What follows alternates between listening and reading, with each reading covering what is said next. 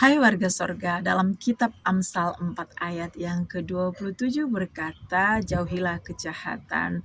Maka saudaraku yang terkasih, ada 3 hal yang harus kita kerjakan dalam menjauhi kejahatan.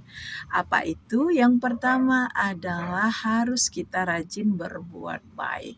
Jadi kalau kita rajin berbuat baik, maka kejahatan menjadi tidak ada. Karena kita rajin berbuat baik, saudaraku yang terkasih.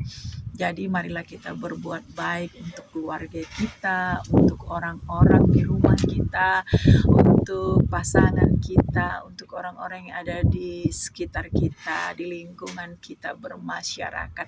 Janganlah kita hanya berbuat baik dengan yang satu etnis dengan kita, satu suku, satu budaya, satu daerah dengan kita, satu kampung dengan kita.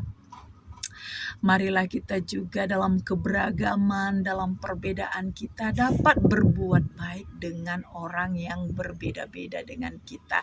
Jangan kita hanya bisa berbuat baik hanya dengan kawan seiman, seagama kita. Orang yang berbeda dengan kita kepercayaannya, kita juga harus mampu berbuat baik. Kita juga harus mampu berbuat baik dengan orang yang berbeda organisasi gerejanya dengan kita. Haleluya. Saudara yang terkasih, yang kedua apa yang harus kita kerjakan dalam menjauhi kejahatan? Yang kedua adalah bahwasanya kita harus tidak membalas. Jangan balaskan yang jahat dengan yang jahat. Ketika kita disakiti, kita dihina, jangan balas, saudara yang terkasih. Karena pembalasan penghakiman itu miliknya Tuhan. Serahkan saja dalam doa dan permohonanmu. Biar Tuhan yang urus. Haleluya. Yang ketiga, apa yang harus kita lakukan adalah yaitu kita harus kita harus hidup damai. Kita harus membawa damai kepada semua orang, berdamai dengan semua orang.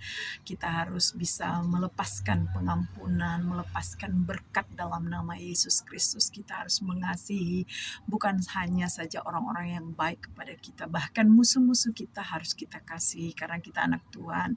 Anak Tuhan Yesus berbeda dengan orang-orang yang tidak mengenal Kristus, orang-orang yang di luar Kristus. Ketika mereka disakiti, mereka balas yang jahat dengan jahat dan tidak mampu untuk mengasihi, menerima.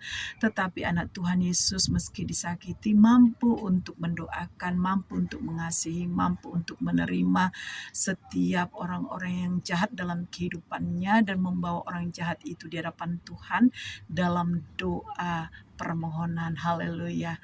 Nah, semoga kiranya saudara-saudaraku yang terkasih, 3 hal ini dapat kita kerjakan dalam kehidupan kita sehari-hari dan kita menjadi orang-orang baik, orang-orang yang melakukan dan mengerjakan kebenaran firman Tuhan. God bless you all the time.